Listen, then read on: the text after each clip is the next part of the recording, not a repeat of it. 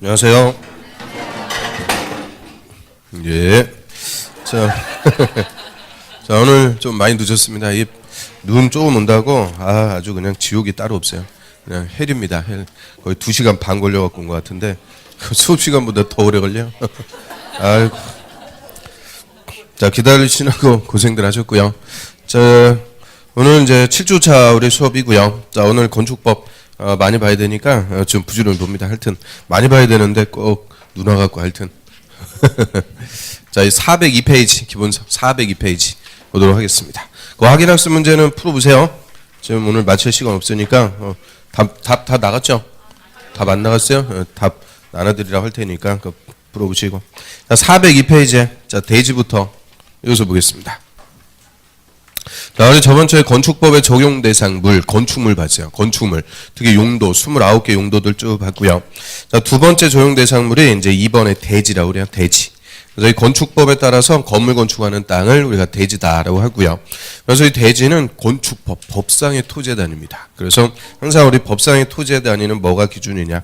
필지가 기준이라고 그래요. 그래서 필지가 기준이니까 그 대지의 개념 한번 보죠. 대지란 공간정보 구축 관리에 관한 법률. 자, 이걸 줄여갖고 공간정보관리법이라고 부르고요. 자, 그럼 공간정보관리법에 따라서 각 필지로 나눈 토지, 밑줄. 각 필지로 나눈 토지를 말한다. 딱 끊습니다. 그럼 각각의 필지로 나눈 토지가 뭐가 되는군요? 대지. 그럼 각각의 필지니까 하나의 필지가 하나의 대지가 돼서 하나의 건물 짓는 게 일반적이에요. 1필지 1대지가 원칙이라고 그래요. 근데 다만 대통령 영이 정하는 토지는 2개 이상의 필지를 하나의 대지로 하거나 또는 1필지의 일부를 하나의 대지로 할 수도 있다. 그래서 밑에 예배들이 또 쭉 나오는데요. 일단 개념만 보면 자, 1번지, 2번지. 자, 이런 지번이 부여되는 각각의 토지의 단위, 우리 법상의 토지의 단위를 필지라고 그러죠. 자, 1번지는 A가 소유하고 있고요. 2번지는 B가 소유하고 있습니다.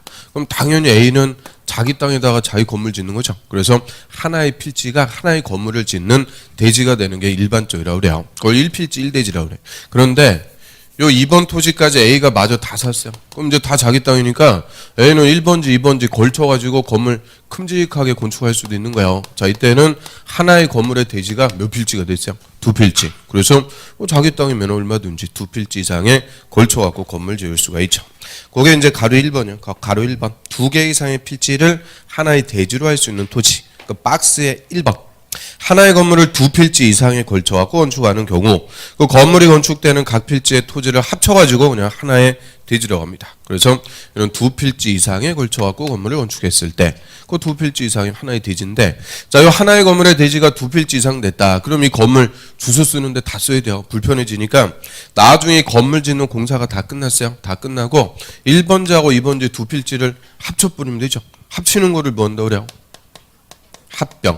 그래서 합병해버리면은 선순위 번지만 남고 없어지는 거예요. 그래서 1필지 1대지가 됩니다. 그래서 여기 이제 합칠 것을 조건으로 허가가 있을 때. 거기 그 박스에 쭉 내려보세요. 6번입니다. 6번. 자, 사용 승인 신청할 때 2개 이상의 필지를 하나의 필지로 합칠 것 또는 합칠 것을 조건으로 허가하면 그 합쳐지는 토지, 딱 끊고 합쳐지는 토지는 2필지 이상이 하나의 건물 짓는 땅 대지라고 그러는 거예요. 다만 토지 소유자가 다른 경우는 제외다. 소유자가 다르면 합칠 수 있어요, 없어요?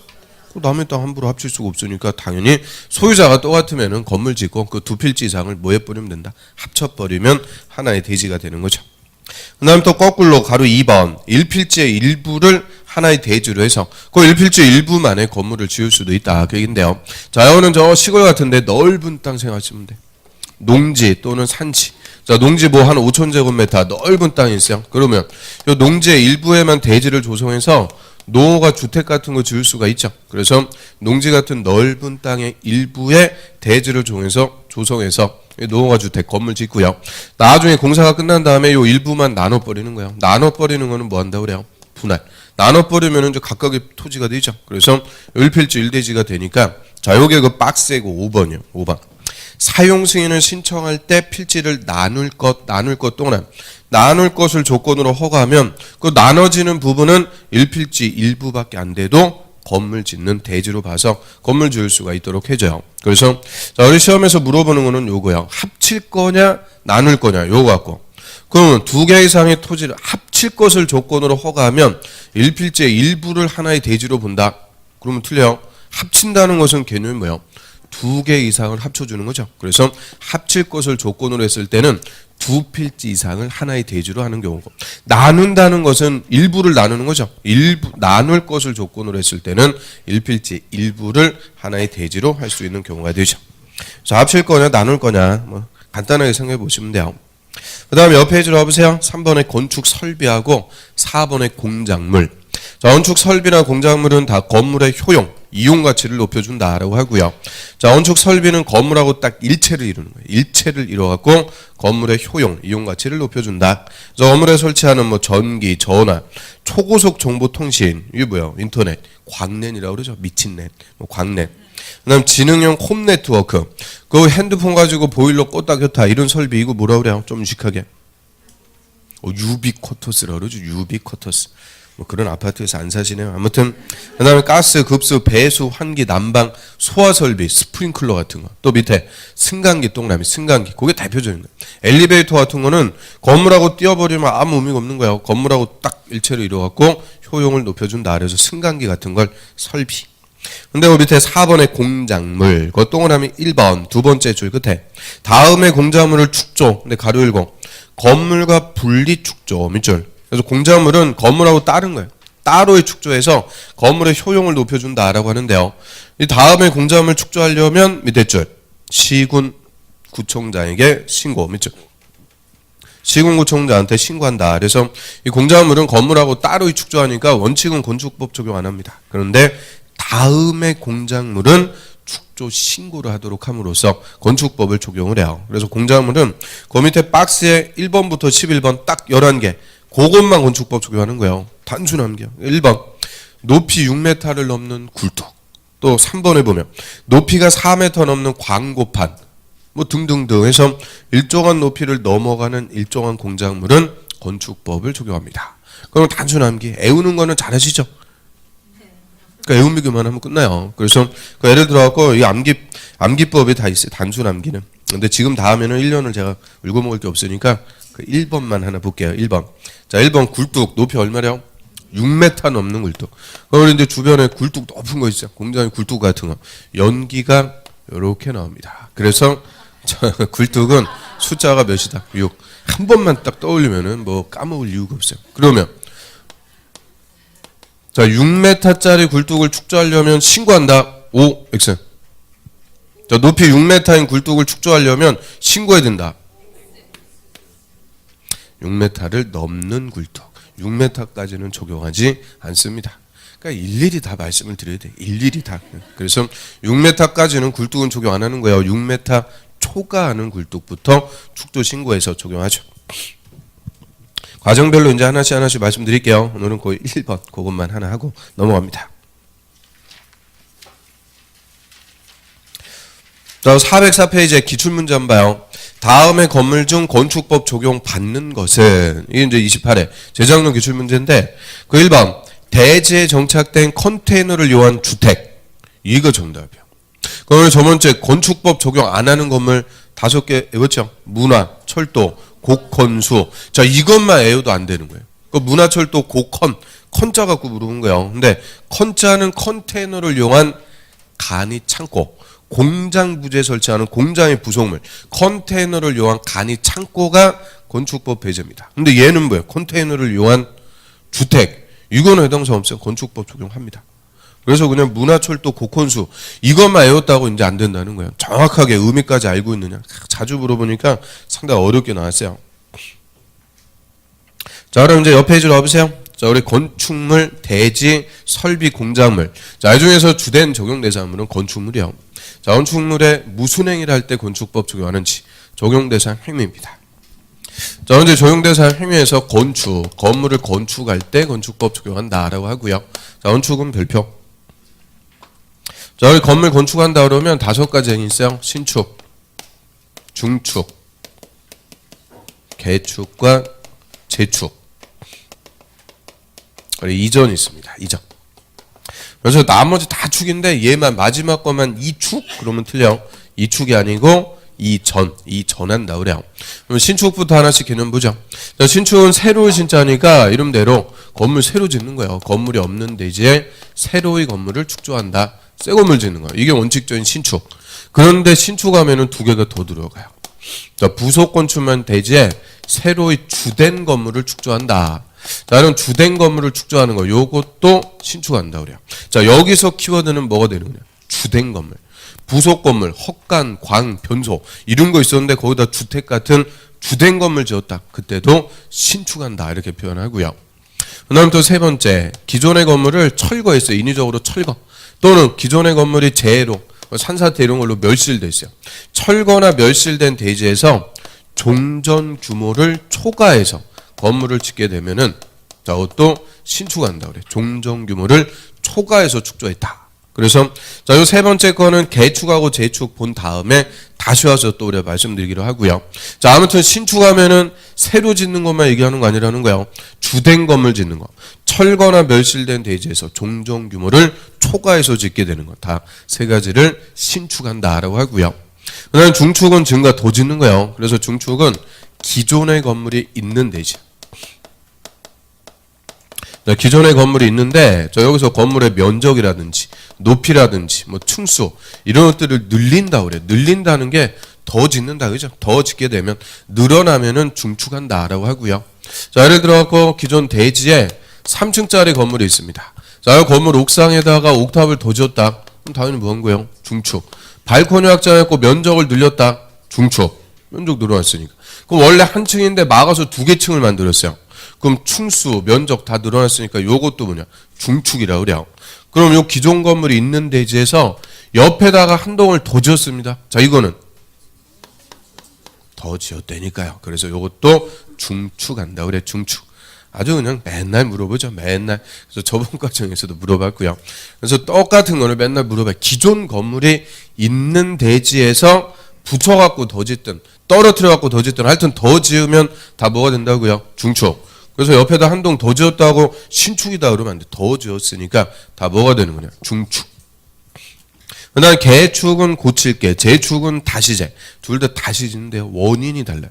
개축은 기존의 건물의 전부나 일부를 철거해서 종전 규모의 범위로, 즉 종전 규모로 건물을 다시 축조한다.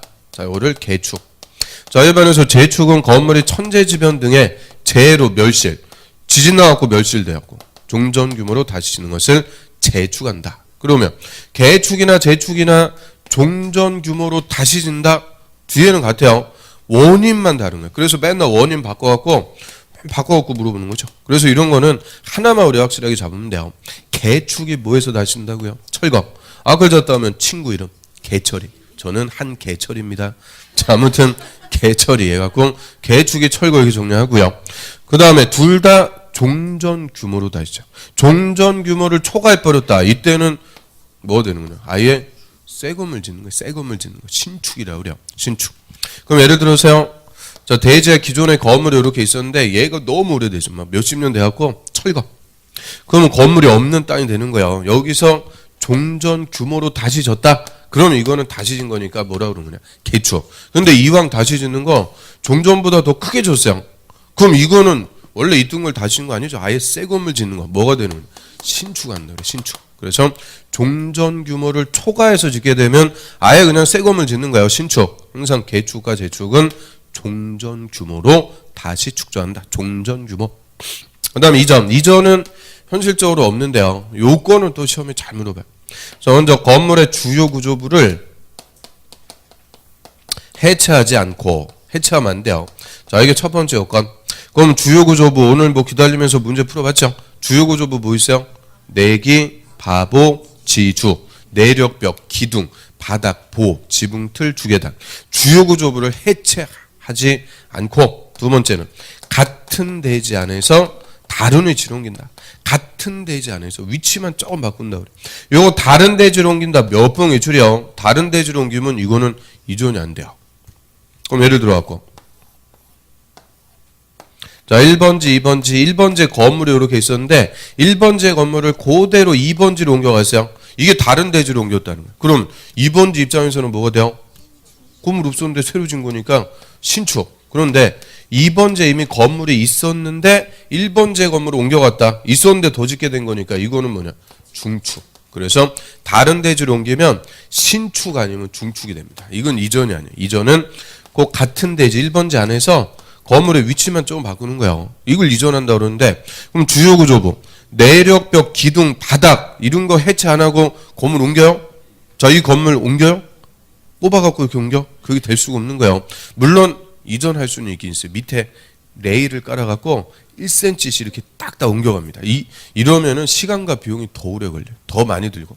그래서 아주 역사적으로 큰 의미가 있는 거. 이런 것들 이전한 예가 좀 있긴 있는데 거의 일반적인 건물은 없어요. 그래서 이전은 거의 현실적으로 없다 이렇게 생각하시면 돼요. 그런데 요건 주요구조부를 해체하고 그러면 안 돼요. 해체하지 않고 같은 대지에서 위치만 조금 바꾼다. 그래서 요 5가지를 우리가 합쳐갖고 건축한다 그래요. 그래서 항상 건축하면은 신축하는 것만 생각하시면 안 돼요. 신축 뭐 있어요? 중축, 개축, 재축, 이전 이 5가지를 싹 묶어갖고 건축. 근데 이 중에서도 제일 개념이 큰 거는 신축, 새로 짓는 거. 그 다음에 더 짓는 거예요. 중축. 개축과 재축은 원래 있던 거를 다시 짓는 거니까 현상 변화가 거의 없어요. 이전은 위치만 좀 바꾸고요. 그래서 내려올수록 작아지는 거니까 그냥 순서 그대로 앞을 졌다 갖고 신, 증, 개, 재, 이 이렇게 정리하면 되죠. 신, 증, 개, 재. 자, 중에서 신축하고 재축하고 한번 확인해 볼까요? 자, 신축 한번 보세요. 건물이 없는 대지. 네, 가로 열고 기존 건물이 철거 동그라미, 멸실 동그라미 된 대지를 포함한다. 자, 없는 대지에서 새로 건물 축조, 거기 동그라미 1. 새 건물 짓습니다. 새 건물 축조 하는 것. 그게 원칙이에요. 근데 가로에 부속 건축만 있는 대지에 새로 주된 건물 축조 동그라미 2 포함하되. 그런데 개축, 재축하는 것은 제외. 동그라미 3. 개축, 재축은 제외한다. 자극의 세 번째는 그거로 해석할 수 있어야죠. 그럼 개축, 재축은 제외다. 의미가 뭘까? 우리가 맨 앞에 그 동그라미 친 거 있죠? 철거나 멸실된 대지 포함한다 그랬어요. 철거나 멸실된 대지에서 종전 규모로 다시 지으면 뭐가 돼요? 개축이나 재축. 이거 아니다. 그 말은 종전 규모를 초과해서 축적. 의미 알겠어요? 종전 규모를 초과해서 짓게 되면 그것도 신축. 그 다음에 쭉 내려와서 재축 한번 볼까요? 재축. 자, 건물이 천재지변 그 밖에 재해로 멸실돼서 대지의 다음의 요건을 모두 갖춰갖고 다시 축조한다. 재해로 멸실돼갖고 다시니까 재축이라고. 재해로 멸실돼갖고 다시인데요. 요건 1번 연면적 합계는 종전규모 이하. 그럼 면적은 그냥 그대로 종전규모 이하. 근데 2번에 동그라미 1번 동수, 충수, 높이도 모두 종전규모 이하. 그래서 그게 원칙이에요. 재축할 때도 종전규모 이하가 원칙. 그런데 동그라미 2번 그게 특례요. 재축의 특례. 동수 동그라미, 충수 동그라미, 높이 동그라미 어느 하나가 종전규모를 초과할 때는 해당 동수, 충수, 높이가 모두 건축법령에 적합할 것. 그럼 건축법령에 적합하면 재축할 때는 뭐 하나는 초과할 수 있다. 동수, 충수, 높이의 하나는 초과할 수 있는 예외를 줘요. 이유는 재축은 재해로 멸실되었고 다신다 그랬죠. 지진 같은 걸로 불가피하게 다시니까 원칙은 종전규모 이하인데 동수나 충수나 높이의 하나는 초과할 수 있는 예외를 줍니다. 이게 개축하고 달라요. 개축은 무조건 뭐냐? 종전규모 이하야. 그런데 재축은 원칙은 종전규모 이하인데 뭐 하나는 초과할 수 있다. 동수, 충수, 높이 하나는 초과할 수 있는 예외를 인정을 해준다. 그 정도 하고요. 그 밑으로 갑니다. 이제 2번의 대수선. 자, 대수선도 별표. 요 건축과 대선은요, 우리 좀 이따 볼 건축 허가 대상으로서 그 시험에서 그냥 거의 매년 나와요. 그럼 대선, 건물 크게 수선한다 그랬는데, 자, 개념부터 한번 볼까요? 대선이란 건물의 기둥이나 보호, 내력벽 등 구조나 외부 형태를 수선, 변경, 증설하는 것으로서 중축, 개축, 재축에 해당하지 않는 것. 짬이죠. 중축, 개축, 재축. 건축에는 해당하지 않는 그 박스에 보시면 1번부터 한 페이지 넘겨보세요. 9번까지. 9가지 행위. 그거를 대수선한다고 그래요. 대수선. 그래서 9개 딱 규정이 되어 있고요. 자, 그 중에서 1번. 자, 1번 그냥 벽 그러면 안 돼요. 그냥 벽이 아니고 내력벽. 힘받는 외벽 같은 자, 내력벽을 증설 또는 해체하거나 증설 또는 해체하거나 거기서 딱 끊으세요.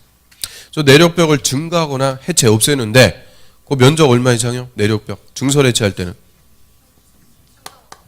또 헛것을 막 보고 그러면 안 되죠. 그 앞에 면적 안 써 있으니까 면적에 상관없다는 거예요. 증설 해체할 때는 면적에 관계없이 대손이 되는 거고요. 그 다음에 30제곱미터 이상 수선 변경합니다. 수선하거나 변경할 때. 그럼 수선하고 변경할 때만 얼마 이상이요? 30 이상. 그래서 이 두 개가 달라요.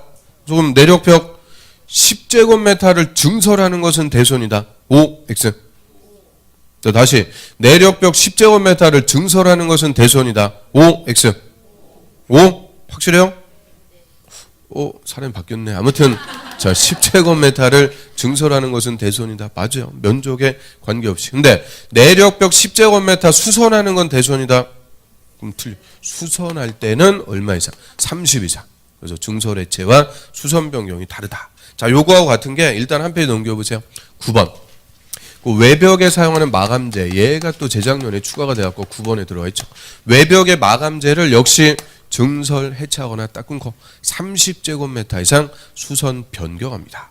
그래서 이것도 내력벽 같아요. 증설 해체할 때는 면적에 관계없이 수선 변경하는 것만 30제곱미터 이상입니다. 그 다음 다시 앞으로 오세요. 이제 2번 기둥이에요. 기둥.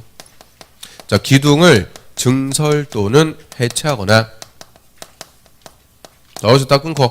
그럼 기둥을 증설 해체할 때는 몇 개 이상? 개수 안 써 있으니까 개수에 상관없이. 그런데 3개 이상 수선 변경하는 것이다. 그럼 수선하고 변경할 때만 몇 개 이상이다. 3개 이상. 그래서 이것도 증설 해체하고 수선 변경하고 달라요. 그러면 기둥 2개를 해체하는 것은 대손이다. O, X. O. 해체할 때는 개수에 관계없이. 야, 이게 참으면서 사람이 바뀌었네요. 인내하면서. 아무튼 오늘 오래 기다리시면서 철저하게 하신 것 같아요. 2개 해체한다. 대손이 됩니다. 그런데 기둥 2개를 변경하는 것은 대손이다. 그럼 들리죠? 변경할 때는 몇 개 이상? 3개 이상. 그래서 증설 해체 수선 변경 다른데요. 그 밑에 보. 대들보도 마찬가지. 증설 해체하거나 딱 끊고 3개 이상 수선 변경. 그 밑에 지붕틀. 역시 증설 해체하거나 딱 끊고 3개 이상 수선 변경한다. 그래서 자, 요 3개는 증설 해체할 때는 개수가 필요가 없고요. 수선 변경할 때만 3개 이상입니다. 그럼 이제 마지막 관문. 기둥 1개, 보 1개, 지붕 1개. 합쳐갖고 3개를 수선하는 것은 대손이다. O, X. X죠. 살짝 O 들려요. 그래서 합쳐갖고 3개가 아니고 각각 몇 개 이상, 3개 이상, 각각 3개 이상, 각각 3개 이상. 그래서 요 5개요. 요 5가지 행위는 증설 해체하는 것과 수선 변경하는 게 다릅니다. 그래서 그 차이점을 물어보는 거예요. 증설 해체할 때는 면적 개수에 상관없이 대손, 수선하고 변경할 때만 30 이상 또는 각각 3개 이상. 그 나머지 것들은 이제 증설 해체, 수선 변경 차이가 없으니까 대상이 뭐냐 그걸 갖고 물어보는 거예요. 나머지는. 그럼 5번 봐요.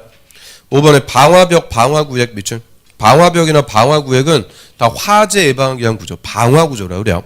이 방화구조인 바닥이나 벽을 증설 해체하거나 수선 변경한다. 그럼 여기서는 증설 해체하든 수선 변경하든 차이가 없는 거예요. 방화구조는 손 대면 다 뭐가 되는 거냐? 대손. 또 밑에 주계단, 피난계단, 특별 피난계단 점 밑줄. 증설 해체하거나 수선 변경합니다. 그럼 계단도 증설 해체를 하든 수선 변경을 하든 차이가 없으면 다 대손이요. 그러니까 어렵게 물어봤을 때 23인가 5개 계단을 증설 해체하는 것은 대손이다. O, X. X입니다. 거기 5개 계단 있어요? 없어요? 없어요. 주계단, 피난계단, 특별 피난계단. 그래서 5개 계단 이런 건 없어요. 그 다음에 그 7번 그게 또 독특해요. 경관지구. 경관지구 동그라미. 우리 경관지구는 국토법에서 배웠던 용도 지구입니다. 경관을 보호 형성하기 위해서 지정하고요. 이 경관지구에서 건물의 외부 형태를 변경한다. 이것도 대손이 됩니다. 그럼 이게 아주 또 독특해요. 그럼 구조가 아니고 이거는 지금 뭐를 바꾼대요? 외부 형태. 건물의 외관을 바꾸는 게 대손이 된다는 거예요.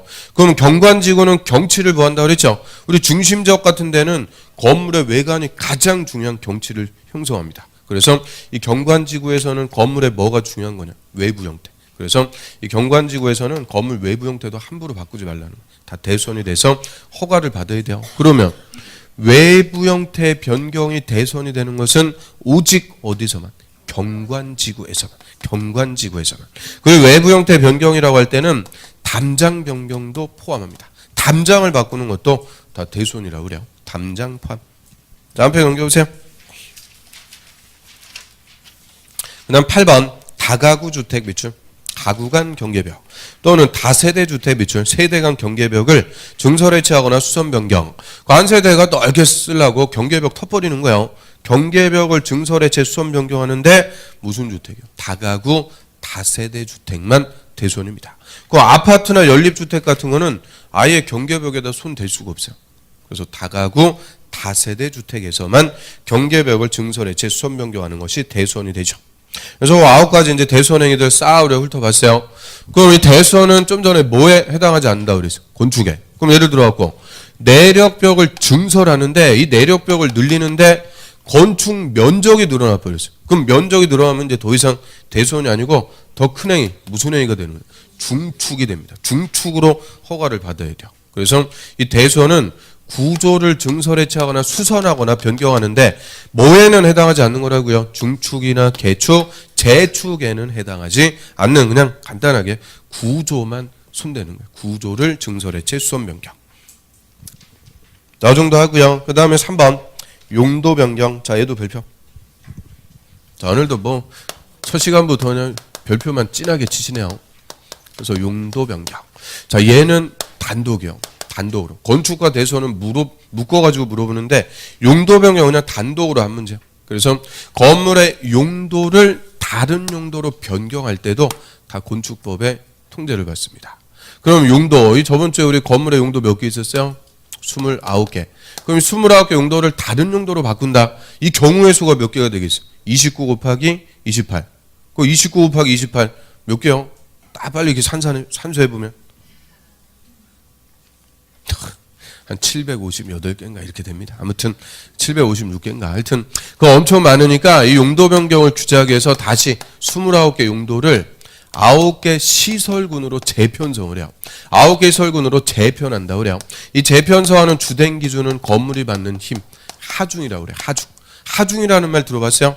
그래서 하중이 클수록 힘 받는 힘이 큰 거니까 무너질 우려가 크다는 거예요. 그래서 하중, 한마디로 구조적으로 위험한 것부터 덜 위험한 거 순서대로 9개 시설군으로 쭉 재편성을 해놓고요. 이 시설군에 따라서 용도 변경할 때 허가받거나 신고하도록 합니다. 그래서 이 용도 변경은 일단 시설군의 순서, 이게 제일 중요한 거예요. 그래서 앞글 쳤다 갖고 그대로 외우셔야 돼요. 우리 앞대가리 따서 외우는 거 공법 통틀어 갖고 거의 촛손가락이 들어갈 정도로 제일 중요한 거예요. 그래서 앞글 쳤다 갖고 그대로 그냥 순서대로 외우셔야 돼요. 자, 산, 전문, 영교, 근주기. 자, 마지막 그 밖의 설구는 기타 설구네 갖고 자산 전문 영교 근주 그 하면은 뭔가 새는 것 같아요. 그래서 근주 기 딱 매듭을 져야 돼요. 그래서 요 순서 그대로 자산 전문 영교 근주 기. 이거 자기 마음대로 편하자고 뭐 영문산 교주기 뭐 이러면 안 돼요. 그냥 순서 그대로 와야 돼요. 순서 그대로 자산 전문 영교 근주기. 이것도 한 10번 읽으면은 입에 짝짝 붙어요. 그럼 맨 위에 자동차 관련 설군. 자, 여기에는 자동차 관련 시설이라는 용도가 들어갑니다. 우리 자동차 관련 시설에 해당하는 건물 대표적으로 뭐 있었을까요? 자동차 관련 시설, 주차장. 우리 마트 같은 거 보면은 위에 주차장 건물들 있죠. 주차장 건물은 기둥이 제일 촘촘하게 서 있어요. 왜 그럴까? 한 층에 차가 한 1000대 주차된 500대 주차된다. 차 한 대당 1톤만 잡아도 500톤 넘어. 가장 하중이 크다는 거예요. 그래서 제일 기둥이 촘촘하게 서 있다. 그래서 가장 구조적으로 위험한 거다. 그 얘기고요. 맨 밑에 기타 설군. 이건 거꾸로 또 하나밖에 없어요. 동식물 관련설. 동식물 관련설. 이거 대표적인 건물 뭐 있을까?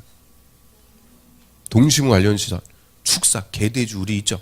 우리 저 시골 같은데 노허가 주택 옆에 소 외양간 같은 거 트라브 집어 얹어갖고 쩔호름하게 짓는 거예요. 제일 구조적으로 덜 위험하다. 그래서 쉽게 얘기하면 구조적으로 위험한 거부터 덜 위험한 거. 그럼 우리 축사 같은 거, 그 축사 무너졌어요. 그 어떻게 돼요? 축사 무너지면 그 동네 그 잔치 벌이는 거예요. 그래서 아무튼 그래서 축사 이런 동식물 관련설이 제일 밑에 있습니다. 그래서 자자기동 뭐 간단해요. 자자기동. 자자 옛날에 그 버스 안에서 그거 불렀죠. 아무튼 자자기동. 자 이거 보다 보면 애워지고. 자 이거 산업등설군 여기에 용도가 제일 많아. 그래서 운수, 공장, 창고, 위험물, 자원순환, 묘지, 장례시설. 그래서 7개 쭉 들어갑니다. 뭐 읽어보시면 돼요. 뭐 애우지도 않을 거면서 인상 쓰고 그럴 필요는 없으세요. 그 다음에 전기통신설군, 방송통신 발전. 읽으면 되고요. 자, 문화집회설군의 문화집회, 종교, 위락, 관광, 휴게소. 영업설군에는 판매, 운동, 숙박, 다중생활설. 요 이종근생. 그럼 다중생활설 이게 어떤 건물이요? 다중생활설. 고시원 얘기하죠. 고시원. 그래서 고시원을 다중생활설. 그 다음에 운자. 여기서 운자는 운수예요. 운수. 근데 여기서 운자는 운동이에요. 운동. 그 다음 교육복지설군, 의료, 교육연구, 노유자, 수련, 야영장 시설. 그래서 이 중간에 3개 설군, 여기에 용도가 가장 핵심입니다. 여태까지 기출문제 보면 이 중간 3개 설군의 용도에서 다 답이 나오는 거예요. 다. 그래서 나머지 다 못 외워도 이것만 딱 외우고 있어도 그냥 답 맞출 수 있다는 거예요. 때려 맞출 수 있다. 그래서 이 중간 거 3개가 핵심이니까 요 악을 졌다가 그냥 외우셔야 돼요. 자, 문화집회설군 뭐라고요? 문, 종, 위, 관. 영업설군, 판, 운, 숙, 다. 교육복지설군, 의교, 노수, 야.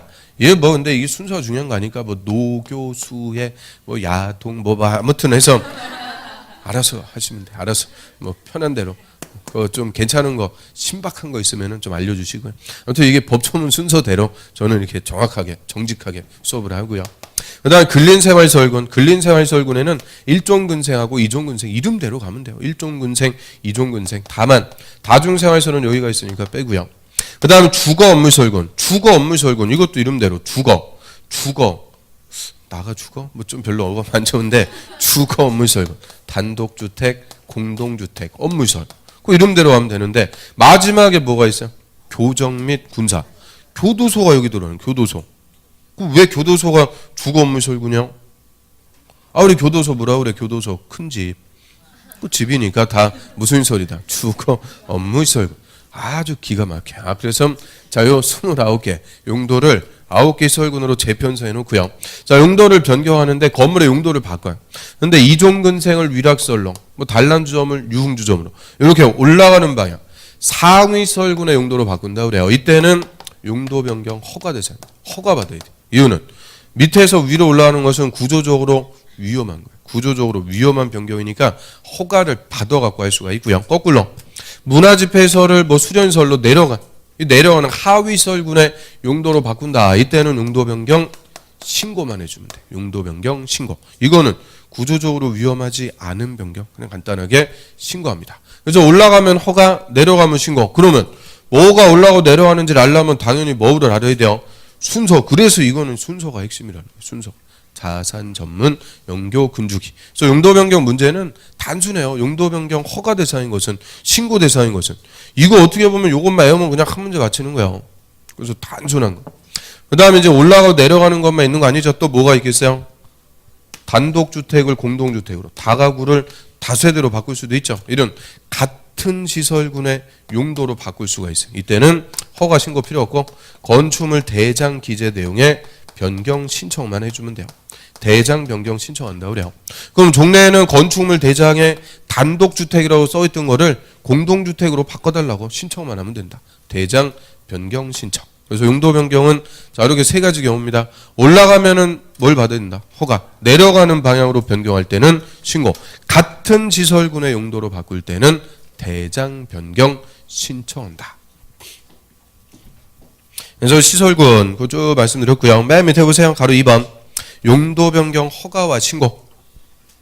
사용 승인받은 건물의 용도를 변경하려는 자는 그 밑에 줄 끝에 시군구청장에 허가받거나 신고. 그다음에 시군구청장한테 허가받거나 신고한다. 그럼 용도 변경의 허가나 신고권자가 누가 돼요? 시, 군, 구청장. 절대 특별시장, 광역시장한테 용도 변경 허가받고 신고하고 없어요. 용도 변경은 시군구청장한테 허가받거나 신고합니다. 그래서 옆에 자 자, 허가 대상은 건물의 용도를 상위군 동그라미 상위군으로 바꿀 때 올라가는 거고요. 신고 대상은 건물의 용도를 하위군 동그라미 내려가는 방향으로 변경할 때. 그런데 가로 3번 같은 시설군 안에서 용도 변경. 그렇죠. 같은 시설군에서 용도를 바꿀 때는 밑에 줄 시군구청장에게 대장 변경 신청한다. 딱 끊습니다. 건축물 대장의 기재 내용 변경 신청만 해준다. 그래서 그 용도 변경은 그 옆에 이제 타이틀에 보시면요. 20회 초반에 엄청 그냥 계속 나왔죠. 22, 23, 24, 25. 쫙 4년 연속 기출. 26, 27, 28. 3년을 또 푹 쉬었고 작년에 나왔죠. 그러면 또 앞으로 4년간 나온다는 거예요. 올해 나와야 안 나요?